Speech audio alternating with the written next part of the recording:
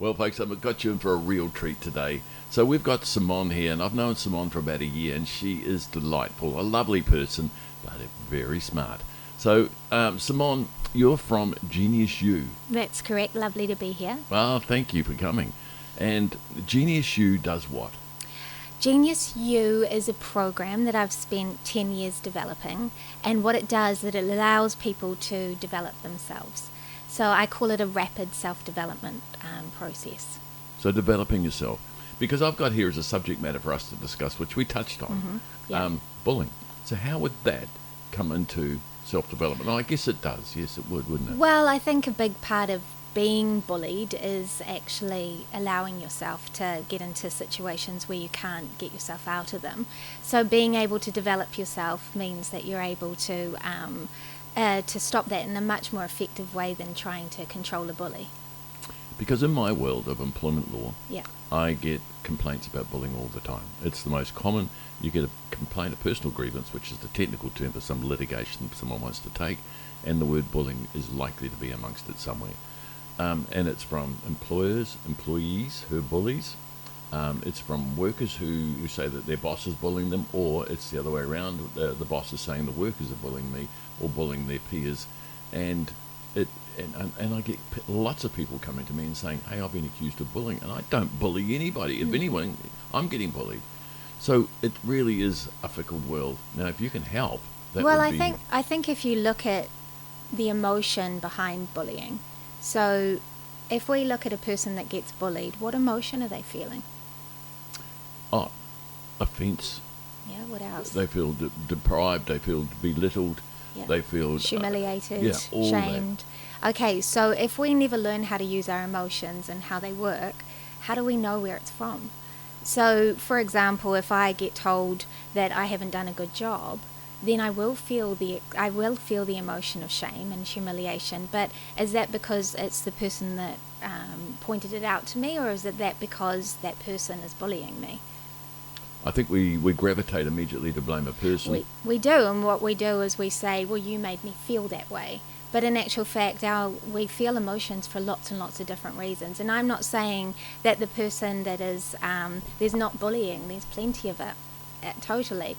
What I do is I teach a person how to take responsibility for how they feel in order to change their outcomes. So what we're finding, though, in my world is Yeah. there's a spectrum, if you like, of bullying, and we have to decide, because we go and do investigations quite often for employers. Yeah. But what we're finding is asking someone to, say, improve their performance can be perceived as someone's bullying me. And putting it in the nicest way out, look, please don't be offended, but honestly, we need you to get more focused on this, if you don't mind. I'm trying to be subtle as possible and make it nice for you. That person goes away and says, I was absolute bullied then. I I found that so offensive. I think the workplace at the moment is a reflection on how we interact, right? So when there used to be in the workplace, or when I first started in the workplace, if you were told to do something, you did it. You didn't have a lot of say. Now we have lots of different communications, and we have lots of freedom to be able to talk about things we didn't used to be able to talk about, which is fantastic. But I don't think we've reached the point yet where we're able to say who's doing what. And so what that means is if a person feels a certain way, then they can accuse someone of being bullied. Oh, well, our society says people are entitled to feel that way. Right, and if a person is being bullied... You bullied me a lot. See, you've talked over me then, and I really get offended. No, I'm actually demonstrating to you how temperamental people can be. So what I do when I teach people is I say that every single person needs to learn how to use their emotions to get the best out of themselves. And so if a person makes you feel a certain way, then that's a signal to go and look at what's actually going on. So what happens is if I'm teaching a person how to develop themselves, it's really the other person in reflection is just the... If they try and do something again, then the other person's going to respond, and it's going to be the development of themselves that they're focused on, rather than trying to control another person's behaviour. So we're making ourselves really powerless by trying to change other people. right? And so what we're constantly doing is working out how to develop ourselves, then we're incredibly powerful. Well, simplistic thinking would take that as interpreting what you're saying is that the person who perceives they're being bullied got to harden up. I don't think harden up's a word. And that's the thing, like if, again, we look at emotions and we say, when I first started in business, you weren't allowed to have different emotions in the workplace. You had to be professional and happy and all that kind of stuff. And Don't I remember right, it, yeah. now we're allowed the full range. But what we're doing is we're trying to change from an environment where you're not allowed to have emotions to an environment where you're allowed all the emotions. But are we happier? Are we more productive? Are we more successful? And so I'm not saying either of those options are the right answer. What I'm saying is how about we learn how to use these emotions, and we know if we're learning how to use an emotion properly when it's for our own development. That's the signal. Okay, when you say we, you actually mean the individual? Yes, I mean the individual. I mean we as a humanity or a society. Okay. Because, look, I'm looking at it from an employer's perspective. It's very, very difficult in the workplace now not to be accused of bullying. And everything you do seems to be wrong at the moment. If you want somebody to, look, you're not focusing in the right direction of our work, I want you to sell this. Those widgets don't have any profit margins on them, but I need this to be sold. But I'm good at selling them. And what's wrong with it? I've sold more than everyone else in the place. And I said, yeah, but they don't have a profit on them. If you could do this, you could be really fantastic. And you can see the conversation, how it evolves. Now, what I've heard from you just now is that if we were all aware of ourselves, then we possibly could improve that workplace. Well, I think also as the manager. Yeah, I mean, so I'm saying all of us. Yeah, well, it goes the same way. So how does a person that doesn't know how to use their emotions, how does a manager know when they are too hard or too soft or whatever it may be? And so again, it goes back to that responsibility. So if I've said to my kids at times, don't do this, and they'll say, you're making me feel bad. And I'm like, yeah, well, it was your behavior that made you feel bad. I'm just pointing it out, right? But you have to know your own emotions to be able to understand that. So there's times where I might say something to my husband, which is totally valid, and he might react in a way that I'm being superior, let's say. Now, I've got to know when I'm right and I'm wrong. But to do that, I have to know myself very well. It's very difficult because I believe some people actually use bullying as they weaponize it.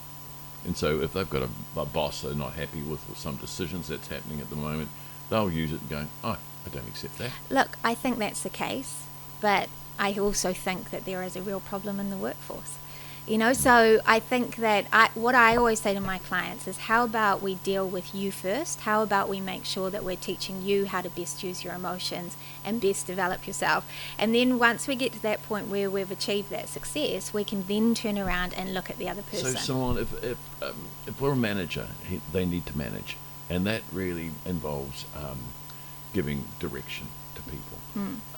And I got a feeling today is that anybody in authority who exerts that power, if you like, is almost accused of bullying. So you need to be very, very careful how you do it. Yeah, but there's actually another element to it.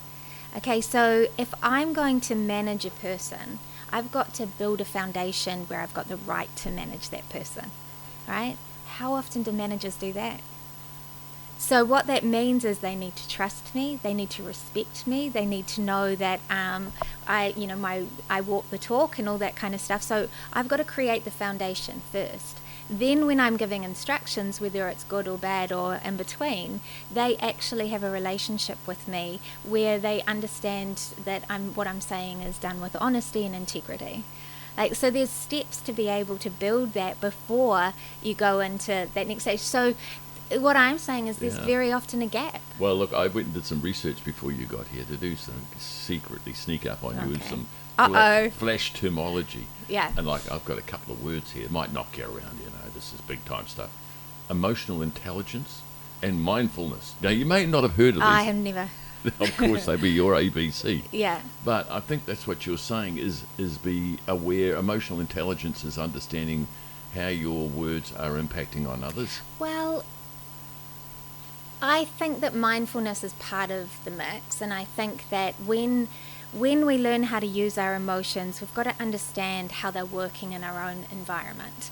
very often we're studying what emotions are, and we don't even know which emotion is what. So I believe there's two really big types of emotions. There's what's called core emotions and defense emotions in my language. Now, defense emotions have a totally different purpose to them than core emotions. But if we don't know that, how can we be emotionally intelligent? So what I do is I teach people how to develop their emotions in their own, using their own mind and their own life as the way to be able to do it. Emotions are not something that you can develop in a theoretical or know how to use in a theoretical place away from yourself. So I think mindfulness and emotional intelligence is getting there, but we can actually be a lot better at it when we combine all the different elements so a person can see how they're bringing about their outcomes. And then when we get to that point, we can teach emotional intelligence. All right, so I've got a workforce, Okay. and I'm it's not happening. It's not really working well, and I've got a feeling it's a bit of this. The parties aren't understanding each other, Yeah. and also the boss is trying to assert himself, which is normal. And that's what I want in terms of my business. But the staff are overreacting to it, and I've got all sorts of problems right in the workplace. Now, if you came in, Yeah. would you address it collectively, or would you address them Well, individually? I'd find out what the issues are first. So, for example, is the boss in a panic state about something? Is it where is that person at, first of all?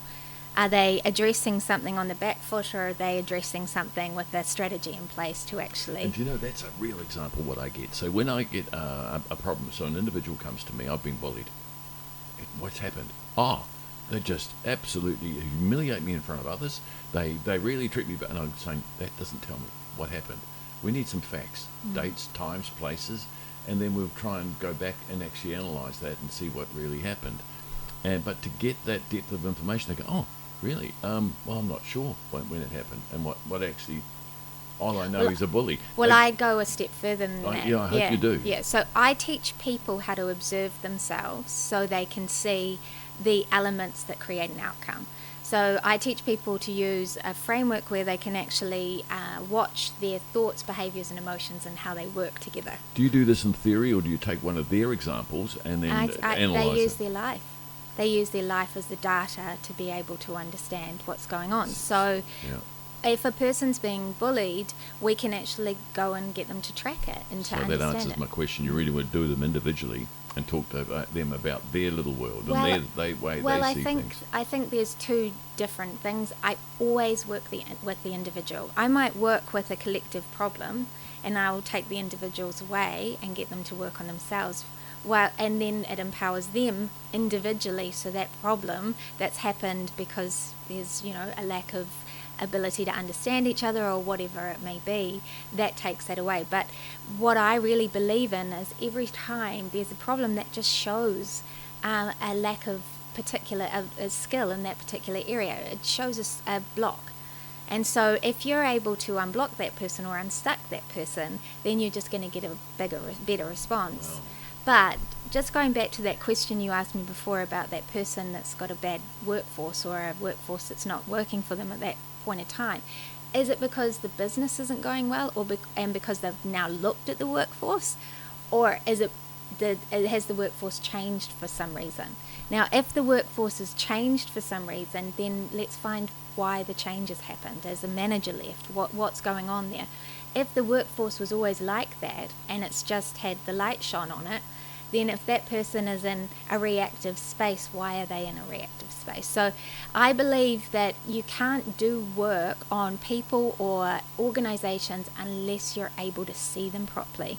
And at the moment, we spend so much of our time trying to treat conditions without even being able to see it. So, Simone, I would see that some individuals would be receptive to that and would actually lap it up.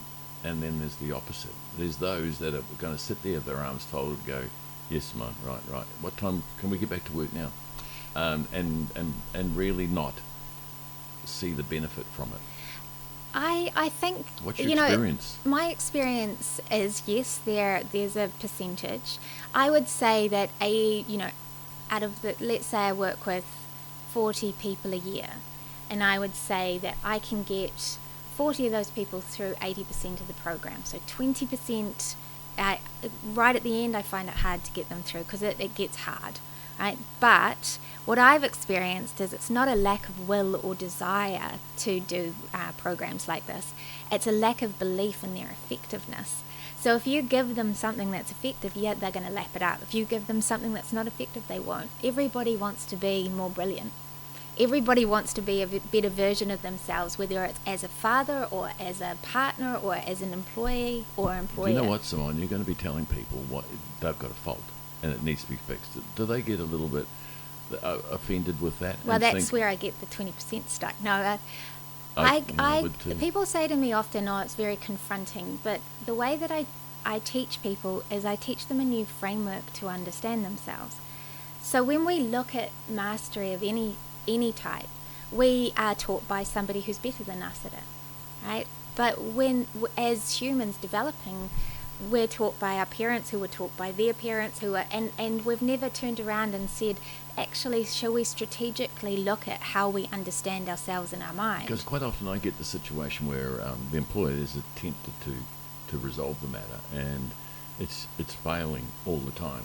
Now, look, another tool that some employers are using from yesteryear, I've got to say, and this is like in my early days, all this has been going on for decades, I can say, and I've been around about 3 of those. Yeah. So we've seen it in the past. So we created this big tool back in the 1970s, I think it was, like a 360. Yeah. And the 360 test, for those people out there that don't know it, is that everybody in the workplace will cast a judgment over others in the workplace and put their feedback in a form which is anonymous and then goes to management, and then they can look at it and saying, well, what do people now think of Max? You know, is he? Yeah, I know the cringe, the cringe. But you can actually tell quite often in those some of the comments, you know who it is. But getting back to it, is that an effective tool in your world? I do a 360 on a person, but I wouldn't just keep it to the workplace. So when I do a 360 on someone, I ask the same questions to 5 people from a cross section of their life. So I say a workplace person, a child, their child, a sibling, maybe a parent, a partner, and a friend. Now, from that perspective, I get a really great selection, right? Mm-hmm. But the thing is it's going to give me threads, and because I've worked with over 400 people, I can put those threads together. Like, if you've really got a bully in the workplace, you could quickly look around their life and see. Well, I just got to say, some of my experience in this is that individuals who are bullied at home come to work and become the bully. Mm-hmm. You know, that's something I do see, from time to time. They're subservient at home, but when they cut their authority, they're going to say, well, I'm going to give it back. Well, I think that we've all got the ability to be assholes. Sorry, can I? Yeah, we've all got the ability to be awful. Yeah. And we can all be inappropriate, and we can all be, say negative things at the wrong time. We've all got to apologise from time to time. Like, we've got the ability to do all of these things because we've got the ability to feel all emotions. And because we don't understand how our mind operates, then we've got the rationalisation that allows us to do things. The thing that stops us and the things that is able to develop us is us being able to see what we're doing. And what we're doing at the moment is we're making ourselves powerless because we feel all these things and we're trying to get other people not to make us feel those things.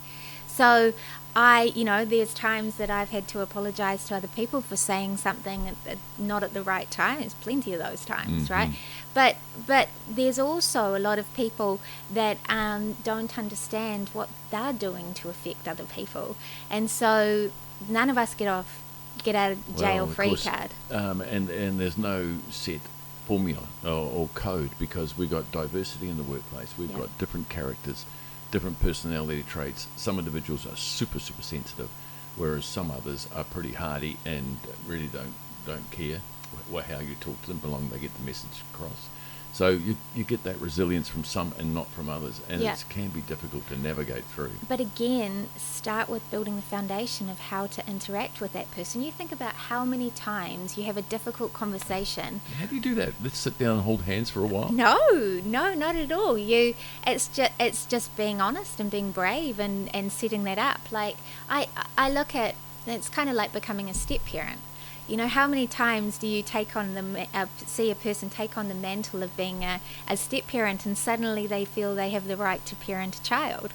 They don't, because they haven't created the foundation and the basis to be able to do that. And as managers, it's the same. You have to be able to create the foundation and the basis and the common language to be able to manage a person. And if you haven't, then that's the first step for the manager. But on the other side is, if you want to be, I have a rule, and it's called 2 times and it's my problem.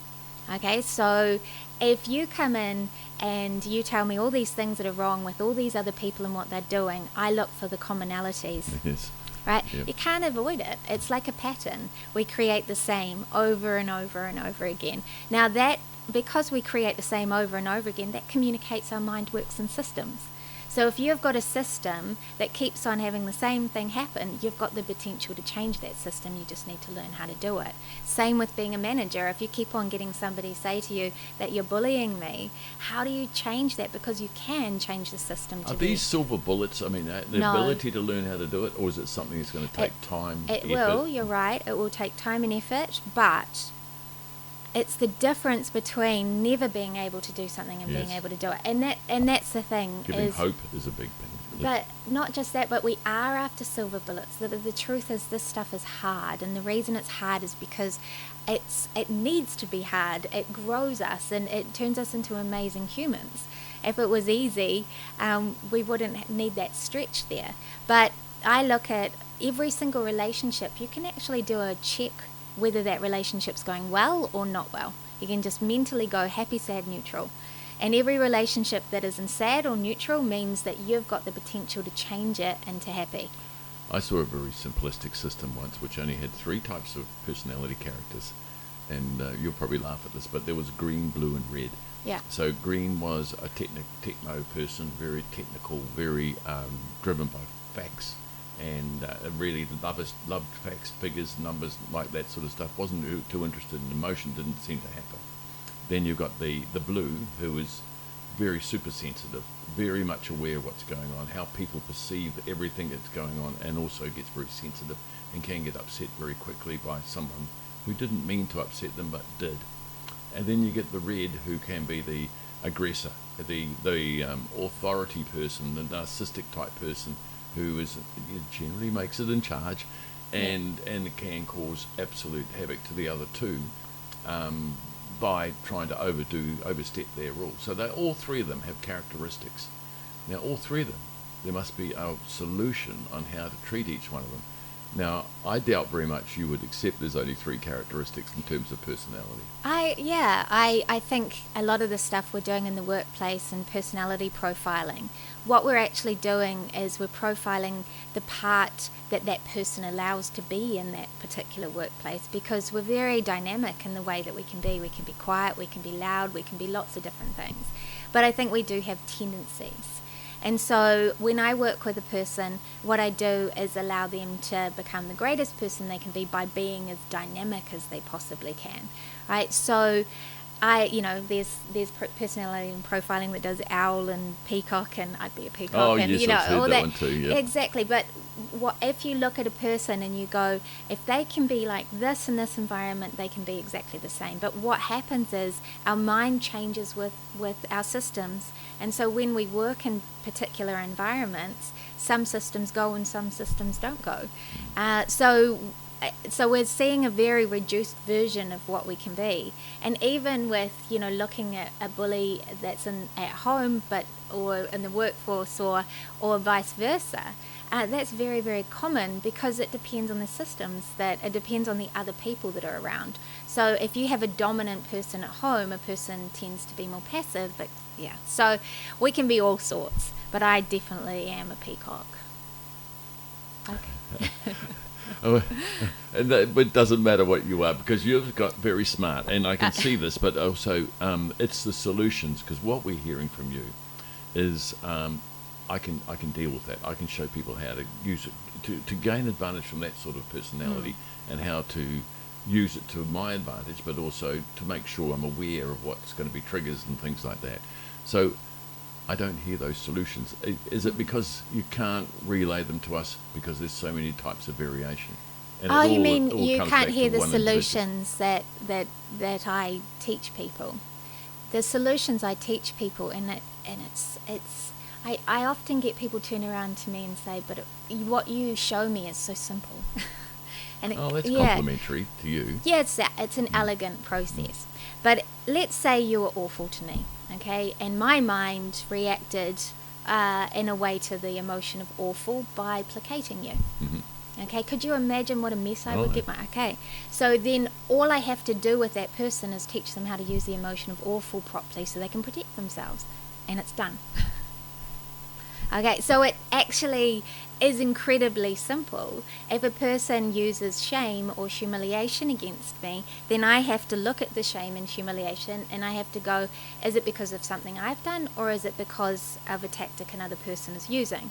Now, if it's another person, then that's not something I want to be near, so I'm able to move myself away from it. Doesn't mean I need to confront them. And quite often, I don't confront a person that uses shame and humiliation, because it's not very nice tactics to use. So what I'm saying is, it is simple. What's hard is we don't have a process to be able to see the simplicity. But the other thing, I go, but that's what you're here to be challenged, I know. Yeah. But I recall working in a large corporate, and we had multiple meetings, boring meetings. But you mentioned it before, the dynamics of a meeting change dramatically depending on who the players are, and your reactions will change dramatically in terms of how many people and what types of character they are, and could be full of a whole lot of narcissistic type people who just ignore me, and I don't know. I can't imagine you being in that meeting. I for hate long. it. I hate it. Yeah. And being pushed away. Oh, Max, just quiet for a minute. We're talking about this, and you go, what? I've just been really, and I'd be upset with that. Yeah. So getting onto it, but there's also, you can come into a room where I'm the only person speaking, and everyone's sitting there passively. They're not contributing. Why is this? Well, And then I'll lay a silence on it, Yeah, yeah. because that works sometimes, and no one comes in because they're waiting for me to speak again, and I'm thinking this meeting isn't working. I get frustrated with it. Anyway, the dynamics of a meeting and how to make a meeting run well are art, isn't it? It's an art form. and it gets back to your solutions too. How best can I get the best out of certain characteristics and people? And I guess there's no one shoe fits all in terms of trying to resolve that. I think that having an agenda, making sure you're working through an agenda, all those things are tools to make meetings work properly. But it comes back to, again, I teach people how to treat their workplace like a playground. Goodness me, how about productivity? That's down the toilet, isn't Well, it? it's about learning how to use their workplace to develop themselves, because the better they are in the workplace, the better and more productive they are, the happier they are, the more they can contribute. What that means is they have to be able to look at themselves and to develop themselves. Doesn't matter if they're a manager, or it doesn't matter if they're part of the workforce. If every single day or week or month they're actually going and developing themselves, then it's their journey. It's incredible. And you know what, folks? That's exactly what we all should do, is go to work to try and develop and get better, because we always can improve, can't we, Simone? Yeah, we can, Max. Will you come back? I think we've only just started. I certainly would let you, because I find this fascinating, and there's so much more to dig up, I'm sure. Yeah, I think I look at the way that I thought we did the world before I started creating this program. And it's actually quite different from the way that I've learned how to do it. And the workforce at the moment is very messy, because we're in a state of allowing different parts to come in that we've never allowed to be in the workplace before, like diversity, like emotions, like all these. This is a new language. This is a new time. Do you know what went through my mind then? Looking at the world from the past, I'm thinking, well, there's Adam and Eve, and they had a relationship. Then there's God, who was the boss. Really?